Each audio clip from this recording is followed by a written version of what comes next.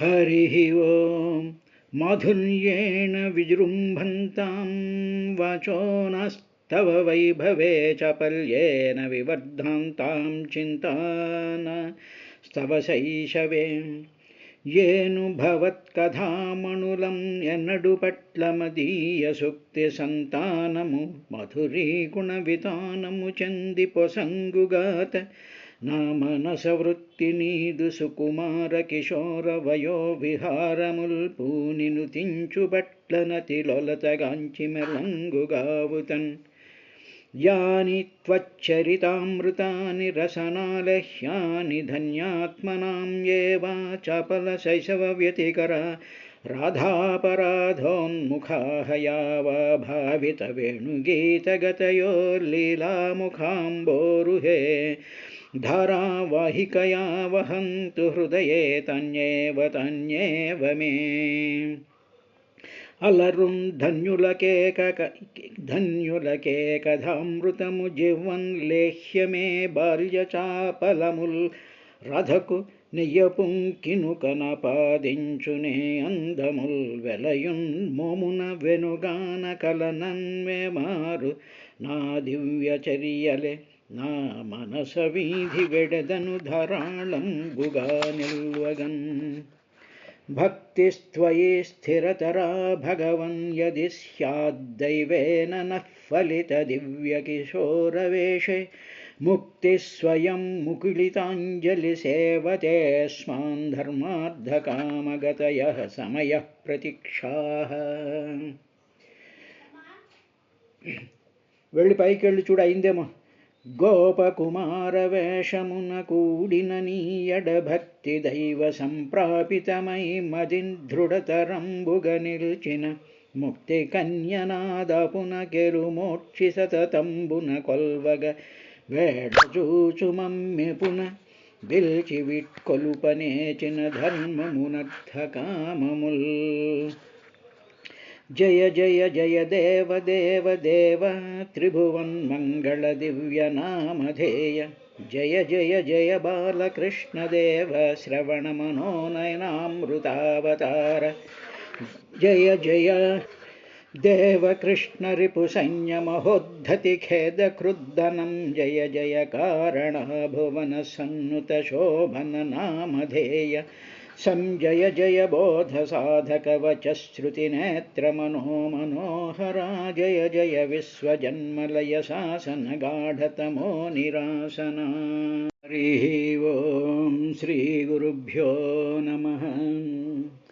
సమధిక షడ్గుణైశ్వర్య కారణుడవు పరమేశ్వరుండవు. ప్రకృతి పురుష మహదహంకార తన్మాత్ర తక్షోభగహేతు కాలాత్మ విఖ్యాత ధృతివి. జగదాత్మకుడవు చిచ్చక్తివి ఆత్మీయ జఠర నిక్షిప్త విశ్వ ప్రపంచమును గల సర్వజ్ఞమూర్తివి. స్వచ్ఛంద శక్తియుక్తుండవు సర్వసాక్షివగుచు కపిలాఖ్యాయదనరారు నట్టి నీకు అనఘ మృక్కెద పుత్రుండవగుచు నీవు. నాకు పుట్టిన కథన రుణత్రయంబు వలన బసితినిక భక్తవరద నేను. మనితవ్రత యోగ సమాధి నియతి జంది భవదీయ పదారవింద యుగముడందమున జెచ్చి శోకంబులందు దొలగి సంచరించిదనంచిత స్థలములందు అంటూ కర్దమ ప్రజాపతి ఆ బాలుడిగా అవతరించినటువంటి శ్రీహరి యొక్క ఆ రూపాన్ని చూస్తూ ఆయన సాక్షాత్తు పరమాత్మ ఐశ్వర్య వైరాగ్య యశో అవబోధ వీర్యశ్రియ స్వరూపంతో ఉండేటువంటి సాక్షాత్తు భగవంతుడే అనేటువంటి విషయాన్ని గ్రహించినటువంటి వాడే ఆయనతో మాట్లాడుతూ ఉన్నాడయ్యా విదురా అని చెప్పిన తరువాత ఆయన ఏం మాట్లాడాడు అనేటువంటి విషయాన్ని తర్వాత విషయంలో చెప్తూ ఆ పరమాత్మ యొక్క తత్వాన్ని ఆయన ఈ విధంగా వర్ణించాడు అని చెప్పి ఆ విదురుడికి మైత్రేయుడు 33వ శ్లోకంగా ఈ విధంగా చెప్పాడు. పరం ప్రధానం పురుషం మహాంతం కాలం కవిం త్రివృతం లోకపాలం ఆత్మానుభూత్యానుగత ప్రపంచం స్వచ్ఛందశక్తిం కపిలం ప్రపద్యే. ఆ ఎదురుగా ఉండేటువంటి ఆ పిల్లవాడిని, ఆ కపిల మహర్షిని ఈయన చూస్తూ, స్వామి నీవు పరం, పరం అంటే అన్నిటికన్నా ఎక్కువైనటువంటిది. అన్నిటికన్నా ఎక్కువైనటువంటిది ఏమిటి? ఇప్పుడు అన్నీ అంటున్నాం మనం. ఏమిటి అన్నీ అంటే మనం చూస్తూ ఉండేటువంటి ప్రకృతే. చెట్లు, చేమలు, నక్షత్రాలు, గ్రహాలు, మనుషులు, 84 లక్షల జీవరాశులు, సముద్రాలు ఒకటేమిటి ఇప్పుడు మనం మన ఆలోచనలు, మన శరీరాలు, ఇవన్నీ కూడా ప్రకృతి. అంటే ప్రకృష్టముగా కృతము చేయబడినటువంటిది. అంటే ఏమిటి? ఈ పంచభూతాలు, పంచతన్మాత్రలు, పంచకోశాలు, పంచప్రాణాల యొక్క కలయికలతో విచిత్రంగా తయారైనటువంటి ఇదంతా కూడా ప్రకృతి అంటారు. ఇప్పుడు ఆయన పరం, ప్రకృతికి అతీతుడైనటువంటి వాడు, ప్రకృతికి అతీతంగా ఉండేటువంటి వాడు. అంటే ఈ ప్రకృతి ఆయనలో నుంచే వచ్చింది, కానీ ఆయన మాత్రం ఈ కనిపించేటువంటి వస్తు సముదాయాలు మాత్రం కాదు. ఈ వస్తు సముదాయాలు మాత్రం తాను కాదు, కానీ తనలో నుంచే ఇదంతా కూడా వచ్చింది. అతి సింపుల్ ఉదాహరణ మనం మామూలుగా అర్థం చేసుకోవాలి అంటే ఏ విధంగా చేసుకోవాలంటే, ఉదాహరణకి ఏదో పూరి చేశారనుకోండి, పూరి ఏదో ఆ చేసిన తరువాత దానికి చేయబడినటువంటి పదార్థం ఏమిటంటే ఏదో పిండి. ఇప్పుడు పూరి అంటున్నాం కానీ ఆ పిండి అని అంటాం లేదు. ఇప్పుడు పూరికి అతీతంగా ఉండేటువంటిది పిండి. అంటే పూరి రుచి వేరుగా ఉంటుంది, ఆ పిండి యొక్క రుచి వేరుగా ఉంటుంది. కాబట్టి ఈ విధంగా అది కాకుండా కానీ తానే దానికి కారణమైనటువంటి స్థితి ఏదైతే ఉందో దానిని పరం అంటారు. ఇది సింపుల్గా అర్థం చేసుకోవడానికి చెప్పినటువంటి ఎగ్జాంపులే. కాబట్టి పరం, తర్వాత ప్రకృతికి అతీతంగా ఉండేటువంటి వాడివయ్యా. తర్వాత ప్రధానం, అంతేకాదు ప్రధానం అంటే ప్రకృతి స్వరూపమైనటువంటి వాడు. మళ్ళీ ప్రకృతి నువ్వే అంటున్నాడు. ప్రకృతికి అతీతంగా ఉన్నావు, మళ్ళీ ప్రకృతికి నువ్వే. అంటే గోధుమ పిండి అతీతంగా ఉంటుంది, గోధుమ పిండే పూరి కింద మారింది. అంటే నువ్వు ఆ విధంగా మారిపోయావు. అంటే నువ్వు లేకపోయినట్టు. ఇప్పుడు పూరి చేసాం అనుకోండి, పూరి చేస్తే కొంత గోధుమ పిండి పూరి కింద మారిపోయింది. ఇక్కడ అలా మారదు, ఇది అవ్యయమైనటువంటి స్థితి. ఆయన అలాగే ఉంటాడు. తనలో నుంచి మాయాశక్తి వల్ల ఈ ప్రకృతి ఈ విధంగా కనిపిస్తూ ఉంటుంది. అందువల్ల ఇంకక్కడికి లేకపోవడం అనేటువంటిది ఉండదు. అన్నిట్లోనూ తాను ఉంటూ తాను ఆ విధంగా కనిపించేటువంటి ఆ మాయాస్వరూపమైనటువంటి దాన్ని ప్రధానం అంటారు, ప్రకృతి స్వరూపుడు. తరువాత పురుషం, మూడవది పురుషస్వరూపుడైనటువంటి వాడు. వీటిలన్నిట్లో కూడా నిండిపోయి నువ్వు ఉన్నావు, అన్నిట్లో కూడా నువ్వు నిండున్నావు.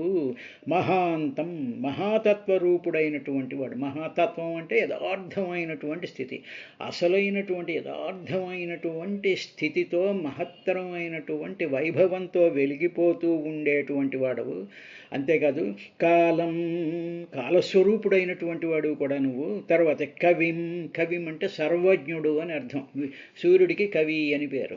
అంటే సర్వజ్ఞ, అన్నీ తెలిసినటువంటి వాడవు, ప్రకృతికి అతీతమైనటువంటి వాడువు. ప్రకృతిలాగా నువ్వు కనిపిస్తూ ఉంటావు, ప్రకృతిలాగా నువ్వు కనిపిస్తూ ఉంటావు. అంటే ఒక వేషం వేసేవాడు ఉన్నాడు అనుకోండి, వాడు వేరు, ఆ వేషం వేరు. ఆ వేషానికి అతీతంగా ఆ యాక్టర్ ఉంటాడు. ఆ వేషానికి అతీతంగా, దానికి సంబంధం లేకుండా ఉంటాడు, కానీ తానే ఆ వేషం వేస్తూ ఉంటాడు. అదేవిధంగా ఆ వేషంలో పురుషుడు పూర్తిగా వేషం, ఆ డైలాగులు, ఆ రూపం అదంతా కూడా దాంట్లో నిండిపోయి ఉంటాడు, కానీ వాడు మాత్రం కాదు.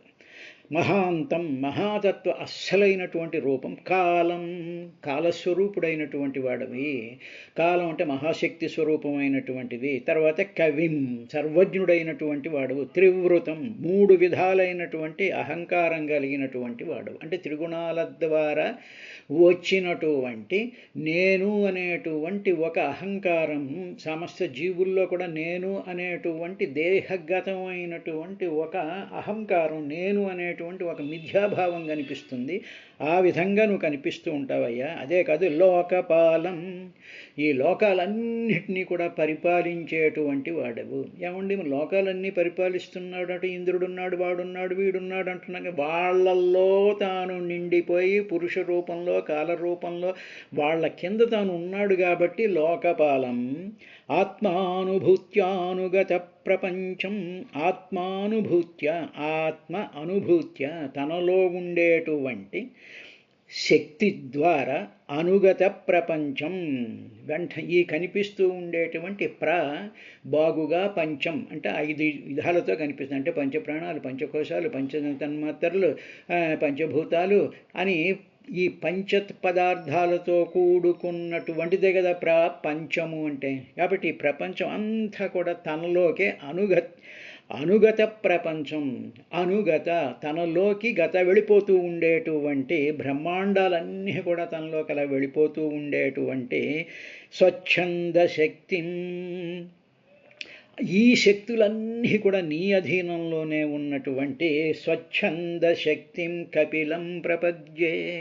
కపిల వర్ణంతో అవతరించినటువంటి అంటే శుక్లవర్ణంతో ఉండేటువంటి శ్రీ మహావిష్ణువు ఇప్పుడు కపిల వర్ణంతో ఆయన వచ్చినటువంటి ఆ కపిలుడికే ప్రపద్యే శరణు వేడుతున్నాను అని తండ్రిగా ఈ లౌకిక ప్రపంచంలో తండ్రిగా ఉండేటువంటి కర్దమ ప్రజాపతి ఆ కపిలుణ్ణి పరం ప్రధానం పురుషం మహాంతం కాలం కవిం త్రివృతం లోకపాలం ఆత్మానుభూత్యానుగత ప్రపంచం స్వచ్ఛందశక్తిం కపిలం ప్రపద్యే అని చెప్పి ఆ పరమాత్మ యొక్క లక్షణాలన్నిటినీ కూడా ఆయనలో చూసి ఆయన ఆ విధంగా ప్రార్థించాడయ్యా అని చెప్పి సుఖబ్రహ్మ పరీక్షణ్ మహారాజుకి పరమాత్మ యొక్క ఆ క్వాలిటీస్, ఆ గుణాలు, ఆ ధర్మాలన్నింటినీ కూడా ఆయనకి వివరించినట్టుగా సూత మహర్షి శౌనకాది మహర్షులకి నైమిసారణ్యంలో చెప్పినటువంటి విశేషం తరువాత 34వ శ్లోకంలో అస్మాభిపృచ్ఛేద్యపతిం ప్రజానాం త్వయావతీర్ణార్ణౌతాప్తకామః పరివ్రజత్ పదవీమా స్థితోహం చరిష్యే త్వాం హృది యుంజన్ విశోకః. ప్రజానాం ఈ ప్రజలందరికీ పతిం ప్రభువయ్యా నువ్వు. పతి అంటే ప్రభువు. పతి అనేదానికి ఏమిటంటే రక్షించువాడిని పతి అంటారు. కాబట్టి ప్రభుడు నీవు, నీ కంట్రోల్లో అందరూ ఉన్నారు, వీళ్ళందరినీ కూడా నువ్వు రక్షిస్తూ ఉంటావు. అది ఇప్పుడు నిన్ను ఇప్పుడు నేను అస్మభి నేను నీకు ఒక విజ్ఞాపన చేస్తున్నాను, ఒక అనుజ్ఞను, ఒక అనుమతిని నేను కోరుకుంటున్నాను అని చెప్తూ ఆయన ఏమన్నాడంటే త్వయా అవతీర్ణ రుణః తీర్చివేయబడినటువంటి రుణములు కలిగినటువంటి వాడిని అయ్యాను నేను. స్వామి పితృరుణం తీర్చుకోవడానికి కొడుకు పుట్టాడు కదా, కాబట్టి కొడుకు పుట్టాడు అంటే పితృరుణం తీర్చుకోవడానికి అని చెప్పి వాడు వచ్చాడు. కాబట్టి నా రుణాలన్నీ కూడా తీరిపోయాయి. ఎందువల్ల తీరిపోయాయి అంటే నీవు అవతరించావు నా ఇంట్లో, నా కుమారుడిగా అవతరించినందు నా యొక్క రుణాలు తీరిపోయాయి. ఎందుకంటే దేవరుణం ఆయన ఎలాగా తీర్చుకున్నాడు, యజ్ఞహోమాదులు చేసి, అధ్యయనం అంటే వేదాధ్యయనం చేసి ఋషురుణాలు తీర్చుకున్నాడు. తర్వాత పితృరుణం ఒక పిల్లవాడిని కని ఆ పితృరుణాన్ని కూడా తీర్చేసుకున్నాడు అని చెప్తూ పరివ్రజత్ పదవీం ఆస్థితోహం. స్వామి పరివ్రజత్ పదవీం అంటే పరివ్రాజకులు అంటారు, అంటే సన్యాసులు, అంటే సన్యాసాశ్రమాన్ని స్వీకరించినటువంటి మహితాత్ములైనటువంటి సాధకుల్ని, సమస్తమైనటువంటి విరాగత్వాన్ని పొందినటువంటి సమస్త పరమాత్మ యొక్క జ్ఞానం చేత సమస్త ప్రపంచాన్ని కూడా తృణీకరించి ప్రపంచాన్ని చూస్తూ నవ్వుతూ సాక్షీభూతంగా ఉండి ప్రవర్తించేటువంటి ఆ మానసిక అవస్థతో కూడుకున్నటువంటి ఆ శరీరాన్ని పరివ్రాజకులు అంటారు. కాబట్టి పరివ్రజతి పదవీ, అది ఒక పదవి అంటే స్టేట్ అని అర్థం కదా, ఒక స్టేటస్ పదవీ. అది సన్యాసుల మార్గానికి ఆస్థిత స్వీకరించి అలా నేను స్వీకరిస్తాను స్వామి, సన్యాసాశ్రమం స్వీకరించి ఏమీ పట్టించుకోకుండా నేను మామూలుగా అలాగే సన్యాసి ఒకచోట ఎప్పుడు ఉండకూడదు కాబట్టి అలా తిరుగుతూ ఉండాలి, కాబట్టి అలా తిరుగుతూ ఉంటాను అనేస్తే సరిపోదు. ఇప్పుడు మనం చూస్తూ ఉండేటువంటి సన్యాసుల్లాగా వాళ్ళు ఏమిటి ఉండాలి ఆ సన్యాసికి అంటే ఆ కాషాయ గుడ్డలు వేసుకుని అదేదో పట్టుకుని ఏదో ఇటు అటు తిరగడము భిక్షెత్తుండడమే కాదు, త్వాం హృది యుంజన్ విశోకః చరిష్యే. ఈ లోకాలన్నీ తిరుగుతూ ఈ భూమండలాన్ని నేను తిరుగుతూ ఉండేటువంటి సందర్భంలో త్వాం నిన్ను హృదయమునందు నా హృదయంలో యుంజన్ ధ్యానిస్తూ విశోకః శోకం లేనటువంటి వాడినై చరిస్తూ ఉంటాను. అంటే ఏమిటన్నమాట, సన్యాసం బట్టలు వేసుకున్నంత మాత్రంలో తన చుట్టూ 4 భక్తులు, తర్వాత ఏమో 4 ఫోటోలు, 5 కూర్చొని కబుర్లు చెప్పుకుంటూ నేను ఒక ఆశ్రమాన్ని స్థాపించాను అని చెప్పి ఈ లౌకిక వ్యవహారాలతో పెడుతూ అప్పుడప్పుడు మంచి బెంజ్ కారు వస్తే ఆ బెంజ్ కారులో నేను అక్కడికి వెళ్తాను, ఇక్కడికి వెళ్తాను, అక్కడికి వెళ్ళి చాతుర్మాసం చేస్తాను, ఇలాంటి వ్యవహారాలు కాదు. నిరంతరము కూడా త్వాం హృది యుంజన్ విశోకః చరిష్యే. ఇలాగ ఈ కాంటాక్ట్లు ఈ మనుషులతో పెట్టుకుంటే మనకు వచ్చేటువంటి శోకం వస్తుంది. కాబట్టి I don't want to have any sort of links between this అని చెప్పి విశోకః శోకం లేకుండా, ఏ విధమైనటువంటి రిపెంటెన్స్ లేకుండా, ఎందుకు తీసుకున్నాను రా బాబు, ఇది ఎందుకు కట్టాం, ఈ పూజలు ఏమిటి, ఇవేమిటి, అవేమిటి, వీళ్ళు వచ్చారా, వాళ్ళు రాలేదా, వాళ్ళ ఫోటోలు తీశారా, వీళ్ళ మీద ఇటువంటివన్నీ కాదు పరివ్రాజకం నివృత్త మార్గం అంటేను. కాబట్టి అటువంటి శోకం ఏమీ లేకుండా సంచరిస్తాను స్వామి. కాబట్టి నీవు ఏం చేయాలి అంటే నాకు అనుజ్ఞ ఇయ్యి, అస్మాభిపృచ్ఛేద్య, నిన్ను అనుజ్ఞ కోరుతున్నాను ఇలా వెళ్ళడానికి అని విదురుడితో మైత్రేయ మహర్షి కర్దముడు ఈ విధంగా తన కుమారుడైనటువంటి కపిలుడి దగ్గర అనుమతి తీసుకున్నాడయ్యా అని చెప్పిన తరువాత అప్పుడు కపిల రూపంలో ఉండేటువంటి ఆ భగవంతుడైనటువంటి ఆ శ్రీహరి, ఆ శుక్లుడు అంటే శుక్లవర్ణంతో మొట్టమొదట కృతయుగంలో శుక్లవర్ణంతో మొట్టమొదట ఖగవాహనుడై కనిపించినటువంటిది కర్దమ ప్రజాపతికి.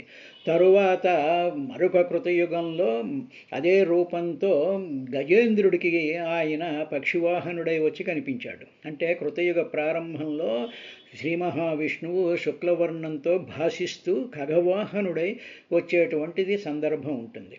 అప్పుడే ఆయన అవతారం తీసినటువంటిది ఏమిటి అంటే కపిల వర్ణంతో ఉండేటువంటి అవతారంతో ఆయన కర్దమ దేవహూతుల యొక్క ఆశ్రమంలోకి వచ్చాడు. ఇది అయిన తర్వాత ఆ శ్రీ భగవానువాచ, భగవంతుడు ఈ విధంగా మాట్లాడుతున్నాడయ్యా అని చెప్పి, శ్రీ భగవానువాచ మయా ప్రోక్తం హి లోకస్య ప్రమాణం సత్యలౌకికే అధాజని మయా తుభ్యం యదవోచమృతం మునే. ఓ ముని, ఒక అర్థముని, సత్యలౌకికే వైదిక లౌకిక కర్మలన్నీ కూడా వేదంలో చెప్పబడినటువంటి ఈ కర్మలు ఏవైతే ఉన్నాయో యజ్ఞయాగాదులు కానీ, ఆశ్రమ ధర్మాలు కానీ, మరొకటి కానీ ఈ వేదంలో ఈ లౌకికమైనటువంటి కర్మలన్నీ కూడా మయా ప్రోక్తం, నేనే చెప్పాను. అవన్నీ కూడా అంటే నా ఉచ్ఛ్వాస నిశ్వాసాలలో నుంచి వచ్చినటువంటి ఆ శబ్ద అక్షర బీజాక్షర మంత్రస్వరూపమే వేదం. అదంతా కూడా నాలెడ్జే, అదంతా కూడా వేదస్వరూపం కింద కనిపించేటువంటిది. అది మయా ప్రోక్తం, నా చేత చెప్పబడిందయ్యా.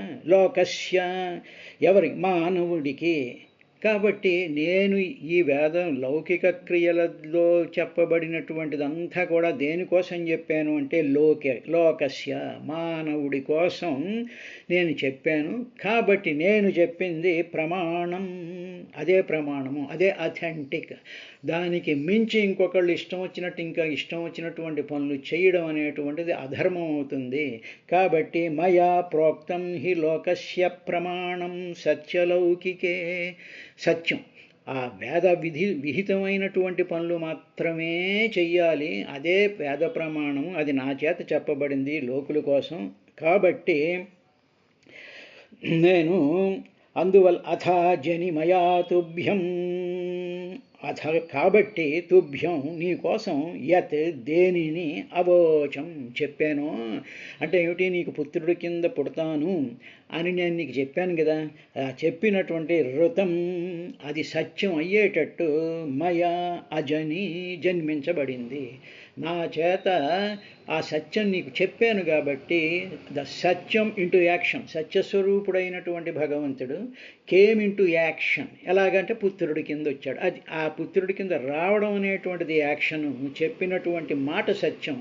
కాబట్టి ఋతం అనేటువంటి పదం వాడే. ఋతం అంటే the fact or the truth, the absolute truth in action is called ఋతం.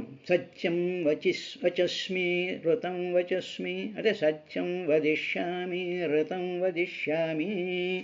సత్యం ఒక ముద్ద లాంటిదైతే దాని యొక్క సాగదీత, దాని యొక్క వ్యాపకత్వాన్ని ఋతం అంటారు. కాబట్టి ఆ మాటను సత్యం చేయడానికని చెప్పి నీ దగ్గరకు వచ్చానయ్యా అని చెప్పిన తరువాత ఇంకా తాను ఏం చేయబోతున్నాడో అనేటువంటి విషయాన్ని ఓ విదురా అద్భుతంగా చెప్పాడు ఆయన. ఏతన్మే జన్మ లోకేస్మిన్ ముముక్షాణాం దురాశయాత్ ప్రసంఖ్యానాయ తత్వానాం సమ్మతాయాత్మదర్శనే. తర్వాత ఈ జీవులు, పుట్టబోయేటువంటి జీవులు వీళ్ళందరూ ఉన్నారే, వీళ్ళందరూ అంతఃకరణం కూడా కలుషితమైపోయి ఉంటుంది. దాని కలుషితమైపోయినటువంటి మనోబుద్ధి చిత్తం అహంకారాన్ని అంతఃకరణము అంటారు. మనస్సు, బుద్ధి, చిత్తము, అహంకారం, దీనిని అంతఃకరణం అంటారు. ఇది ఏమవుతుందంటే కలుషితమైపోతుంది. దురాశయాత్, కలుషితం అయిపోతాయి. ఎవరికైనా సరే ఈ నాలుగు కూడా కలుషితం అయిపోతాయి. అటువంటి వాళ్లకు ముముక్షాణం, అలాగ కలుషితం అయిపోయినటువంటి మానవులు అది గ్రహించి మా మనసు, మా బుద్ధి, నా అంతఃకరణము, నా ఇది మొత్తం కలుషితం అయిపోయింది, ఇట్ హ్యాస్ బీన్ కంటామినేటెడ్ అని గ్రహించినటువంటి వాళ్ళు ఆ కలుషాన్ని నుంచి బయటపడాలి అని ముముక్షూణం, కోరుకునేటువంటి వాళ్లకు ఏం చేస్తూ ఉంటాను, వాళ్ళు అలా కోరుకుంటూ వాళ్ళు ఇంకా ఏం ఆత్మదర్శనే, ఆత్మ సాక్షాత్కారం పొందాలి అని వాళ్ళు అనుకుంటూ ఉంటారో అటువంటి వాళ్లకు తత్వము అంటే ప్రకృతి యొక్క తత్వము, భగవంతుడి యొక్క తత్వము, యథార్థ స్థితి అంతటినీ కూడా వాళ్ళు వివేకపూర్వకంగా అవగాహన చేసుకోవాల్సినటువంటి అవసరం ఉంది. కాబట్టి దానిని బోధించడానికే నేను ఈ లోకానికి వచ్చాను అన్నాడు. అంటే ఇక్కడ ఏమిటి అంటే ఏతన్మే జన్మలోకేస్మిన్, ఈ లోకంలో ఉండేటువంటి వాళ్ళు దురాశయాత్, కలుషితం అయిపోయింది వీళ్ళ మనసులతోనూ అని అన్నాడు. అంటే కలుషితం అయిపోవడం అంటే ఏమిటంటే ఇన్ఫ్లుయెన్స్ అయిపోయింది అని అర్థం. అంటే ఉదాహరణకి మనం ఈ ప్రకృతిని చూస్తూ ఉన్నాం అనుకోండి, చూసేటప్పుడు మన కళ్ళు ఏం చేస్తాయి, చూస్తాయి. చూసిన తర్వాత అబ్బాయి ఇది బాగుంది, ఇది బాగోలేదు, ఇది ఇలా ఉంది, అలా ఉంది అని చెప్పి ఆ పదార్థాలలో ఉండేటువంటి పదార్థాన్ని మాత్రమే చూస్తూ ఈ పదార్థాల వెనకాల ఉండేటువంటి శుద్ధ చైతన్య ప్రకాశాన్ని చూడకుండా పదార్థాన్నే చూస్తూ పదార్థమే నిజము శాశ్వతము అనుకుంటూ ఆ మైండ్లో ఇదంతా వచ్చి పడిపోయేటప్పటికీ ఇట్ బికమ్స్ కంటామినేటెడ్. అది మంచా చెడా అని కాదు. కలుషితం అవడం అంటే ఉదాహరణకు ఒక గ్లాసులో నీళ్లు తీసుకున్నాం అనుకోండి, దాంట్లో పేడ కలిపినా కలుషితమే, దాంట్లో పంచదార కలిపినా కలుషితమే. అంటే దానికన్నా వేరే ఒక పదార్థం వచ్చి చేరితే అది కలుషితము అని పేరు. దురాశయాత్, అంటే అది తనది కాని మరొకటి వచ్చి కలిస్తే దురాశయాత్ అవుతుంది.